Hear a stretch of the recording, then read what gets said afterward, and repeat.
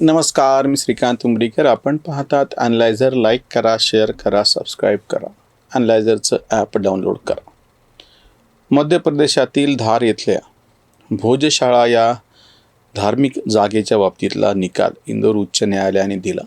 आणि तो काही फक्त एक साधा निकाल नसून वर्षानुवर्ष ज्या पद्धतीचं गंगा जमनी तहजीब नावाचं एक नाटक, ढोंग, नौटंकी, तमाशा चालवला जात होता, त्याचा बुरखा फाडण्याचं काम अगदी वस्तुनिष्ठ पुराव्याच्या आधारे, भावनेच्या आधारे नाही, आणि व्यवस्थित कायद्याच्या चौकटीत, परिभाषेमध्ये बसून हा निकाल दिला गेलेला आहे. म्हणून मला त्याचं महत्त्व आहे. त्याच्याबद्दलची आता खूप माहिती उपलब्ध आहे. अगदी थोडक्यात मी तुम्हाला सांगतो. तिथे वाग्देवीचं जे मंदिर राजा भोजांनी स्थापन केलेलं होतं, नंतर आक्रमकांनी त्याच्यावरती हल्ले केले, त्याची बदलून कमाल मौलाना मस्जिद दर्गा केला, आणि तिथे नमाज शुक्रवारची कशी पडली जात होती. मंगळवारी देवीची पूजा करायची परवानगी होती आणि हिंदू तिथे जमावत होते. शुक्रवारी मुसलमान तिथे नमाज पडायचे आणि बाकीचे दिवस तिथं पर्यटक यायचे. ही जागा होती ASIच्या ताब्यात. ढोबळमानानं मी तुम्हाला फक्त सांगितले. न्यायालयानं जे 2-3 मुद्दे उपस्थित केलेले आहेत, म्हणजे न्यायालयासमोर जे काही सगळं आलं त्याच्यातून सगळ्यात पहिली गोष्ट म्हणजे वारंवार ज्याचा दाखला मुस्लिम पक्ष देत होता की प्लेसेस ऑफ वर्शिप ॲक्ट 1991 ही जागा ASIची संरक्षित वास्तू असल्यामुळे त्याला प्लेसेस ऑफ वर्शिप ॲक्ट लागू होत नाही. 15 ऑगस्ट 1947ला ज्या जागेची, ज्या पवित्र धार्मिक स्थळांची जी स्थिती होती ती तशीच ठेवा, असा तो प्लेसेस ऑफ वर्शिप ॲक्ट सांगतो. कुठल्याही कारणाने एखादी मशीद असेल तर ती आता परत बदलून मंदिर तिचं होणार नाही, कारण की 15 ऑगस्ट 1947ला ती मशीद होती, असा त्याचा एक साधारणतः गोषवारा आहे. पण प्लेसेस ऑफ वर्शिप ॲक्ट ASIला लागू होत नाही. दुसरी गोष्ट म्हणजे त्या जागेचं मूळ कॅरेक्टर काय आहे, ती जागाच काय आहे, हे सर्वे करणे किंवा त्याचा जे तज्ज्ञांचे जे तो विषय आहे ASIचा, त्या पद्धतीनं ह्या जागेचं जर मूळ जी प्रकृती जर तपासली, तिचं कॅरेक्टरिस्टिक्स काय आहे, तिचं वैशिष्ट्य काय आहे, तर ते सनातन हिंदू परंपरेतलं आहे. तिथे ज्या पद्धतीच्या मूर्ती आढळलेल्या आहेत, ज्या पद्धतीचे इन्स्क्रिप्शन्स म्हणजे शिलालेख आढळलेले आहेत, ज्या पद्धतीची ती बांधकामाची शैली आहे, 8 महिने ASIनी त्याच्यावरती सगळा अभ्यास करून जो रिपोर्ट दिलेला आहे, त्याच्यात विशुद्ध पद्धतीनं हे हिंदू सनातन मंदिर कसं आहे हा पुरावा समोर येतो. तिसरी महत्त्वाची गोष्ट म्हणजे हे सगळं नीट शांतपणे न्यायालयीन पातळीवरती चाललेलं आहे.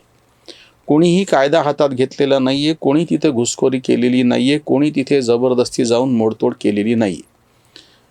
संभलच्या प्रकरणामध्ये केवळ त्या ठिकाणी जाऊन सर्वे करायचा आहे तर त्यालाही जाऊ द्यायला तयार नाहीत मुस्लिम पक्ष, हा त्याच्यातला आक्षेपाचा मुद्दा आहे. आणि जो तिसरा मुद्दा चर्चेतून पण समोर आला, त्याच्यातले तज्ज्ञ जे सांगतायत की असं तुम्ही किती करत बसाल.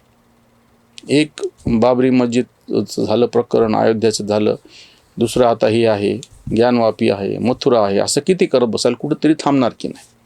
खरी गोष्ट तार्किक पातळीवरती म्हणाल तर हे थांबायला पाहिजे होतं. पण केव्हा थांबायला पाहिजे होतं? जेव्हा बाबरी मस्जिदीचाच वाद समोर आलेला होता, त्यावेळेस उदार मनाने मुस्लिम पक्ष का नाही म्हणायला पुढं तयार झाला. 20-20 वर्ष ते खटले चालतात आणि शांतपणे हिंदू पक्ष ते सगळं सहन करतो आहे. ह्याचाही खटला इतक्या वर्षात 2003ची ती पहिली ऑर्डर आहे. 23 वर्ष झालेत ह्याही प्रकरणाला, भोजशाळेच्या सुद्धा.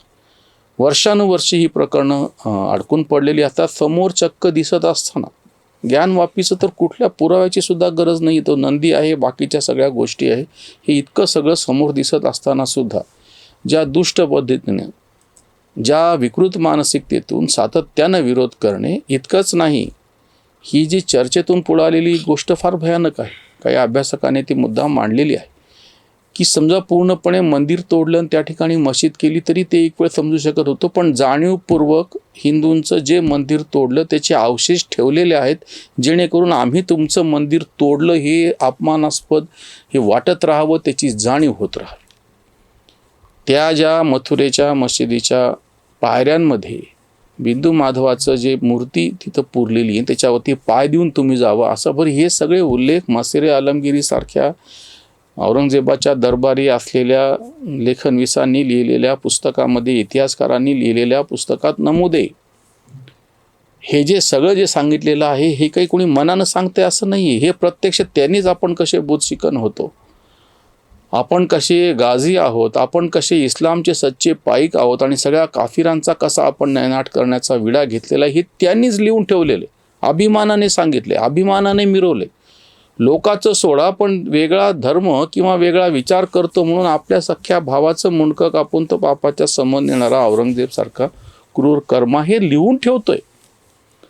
म्हणजे असं नाही आहे की कोणी त्याच्यावरती खोटे आरोप करते. उलटं करत असताना हे गंगा जमनी तहजीबचा बुरखा फाटला आम्ही असं का म्हणतो, तर ह्यांनी बदमाशपणा करून औरंगजेबाने हिंदू मंदिरांना कशा देणग्या दिल्या असता सर्रास खोटा उल्लेख NCERTच्या पुस्तकामध्ये केला. नीरज यात्रींनी ती जेव्हा याचिका दाखवली, त्याच्या दाखल केली, मोठा गदारोळ उठला की याचा सोर्स काय.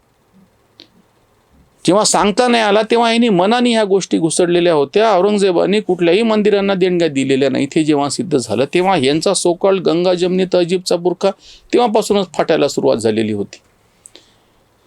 आणि आता हे तथाकथित स्वतःला मुस्लिम स्कॉलर म्हणून घेणारे आता अशी भाषा करतायत की असं टोकाला जायला नाही पाहिजे, आपण सगळे उदारमतवादी आहोत, मुस्लिमांमधले जे लिबरल आहेत त्यांना घेऊन चर्चा केली पाहिजे. काय चर्चा करायची? तुमच्या घरात ज्यांनी चोरी केली, तुमच्यावर ज्यांनी हल्ला केला, तुमचा ज्यांनी मानहानी केली, तुमच्या माय बहिणींवर ज्यांनी बलात्कार केले, त्याच्या गळ्यात गळे घालून नाही नाही असं कसं काय, समजून घेऊयात आपण तुम्हाला, काय तुमचं म्हणणं आहे, काय तुमची मानसिकता होती बलात्कार करण्यामागची, कसं वाटलं तुम्हाला चोरी करत असताना, तुम्हाला किती गोड वाटत होतं आमच्या मूर्ती तोडत, असं बोलायचं काय. चर्चा करायची म्हणजे काय चर्चा करायची. आता ज्या तोंडाने हे मुस्लिम पक्षाचे सगळे स्कॉलर आणि आता बोलायले चिव चिव चिव चिव चाव चाव चाव चाव किरकिर किरकिर करत की नाही नाही असं कसं काय त्याच्यामधून समाजामध्ये दुभंग तयार होईल. कसं काय दुभंग तयार होतं?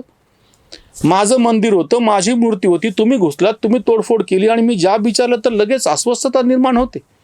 तुमच्या मशिदीला मी हात लावला तर म्हणा तुम्ही, मी समजू शकतो. जी मशीद, नाशी परांड्याला मशीद आहे एक, की जी काही मंदिर फिंदिर तोडून तयार केलेली नाही आहे, तिथले जे कारागीर होते ते हिंदू पद्धतीचे होते, त्यांनी त्या पद्धतीनं मस्जिद बांधलेली आहे. त्याला कोणी काही म्हणणार नाही. मी स्वतः जाऊन पाहिलेली ती परांड्याच्या किल्ल्यामधली मस्जिद. मुद्दा तो नाही आहे. आम्ही त्याचं कौतुक करत ना. दिमडी मस्जिद नावाची एक मस्जिद आहे नगरमध्ये सुद्धा, एक एक पैसा मजुरांनी गोळा करून बांधलेली, अप्रतिम असं त्याच्यावरती दगडी काम आहे सुंदर असं. रोहिणखेडला बुलढाण्यामध्ये मस्जिद आहे. असे कितीतरी जुन्या मशिदी आहेत ना चांगल्या पद्धतीचे, इथल्याच कारागिरांनी बांधलेले. आम्ही त्यांना हात लावला आणि दावा केला हे मंदिर, तुम्ही म्हणा अस्वस्थता तयार होती म्हणून. आमचंच मंदिर आहे, आमच्याच मूर्ती आहे, आमची देवता आहेत, आमच्या अस्मितेचा विषय, आमची भावना आहे आणि त्याला धक्का पोहोचल्याच्यानंतर फक्त आम्ही जाब विचारलं तर अस्वस्थता येते. म्हणून मी म्हणतो की हा जो बुरखा फाटलेला आहे गंगा जमनी तहजीबचा, यमुना गंगेला मिळाल्याच्यानंतर पुढं तिचं नाव गंगाच राहतं, यमुना राहत नाही. गंगा जमनी तहजीब म्हणायचं असेल तर जे सगळे हे तथाकथित मुसलमान आहेत ते इथल्या गंगेमध्ये मिसळून गेल्याच्या नंतर त्याचं नाव गंगाच होणार आहे. हा सनातनचा प्रवाह गंगा आहे. किती नद्या येऊन त्यांना मिळो, त्याचं नाव गंगाच राहणार आहे, हे लक्षात घ्या. त्याच्यावरची ही उसंत वाणी. भोजशाळेतही उगवे पहाट, भोजशाळेतही उगवे पहाट, उजळे ललाट सनातनी. माता सरस्वती तिचे ते मंदिर, सोसून गंभीर घाव उभे. 700 वर्षांची मनाला जखम, कायदा मलम लावित असे. लढे सनातनी ठेवून या धीर, आमुचे मंदिर द्या आम्हाला. कायद्याने मान्य केला आज हक्क, पुरावेच थक्क करणारे.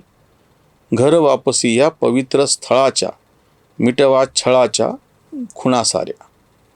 कांत म्हणे लावा आनंदाने दिवा, मुक्ततेची हवा वाहत असे, मुक्ततेची हवा वाहत असे. वारंवार प्लेसेस ऑफ वर्शिप ॲक्ट असो किंवा बाकीचे कुठलेही, खरं तर प्लेसेस ऑफ वर्शिप ॲक्ट सुद्धा अबॉलिश व्हायला पाहिजे. जो आमचा हक्क आहे, जी आमच्या अस्मितेच्या जागा आहेत, जी आमची मंदिर आहे, ती संख्या 1-2 असो ना ती 1,00,000 असो, मंदिर आम्हाला वापस पाहिजेच आहे. वैध मार्गानं पाहिजे. कुठलीही अतिरेकी मागणी आम्ही केलेली नाही आहे. आमचा जो हक्क आहे तो आम्ही सोडणार नाही.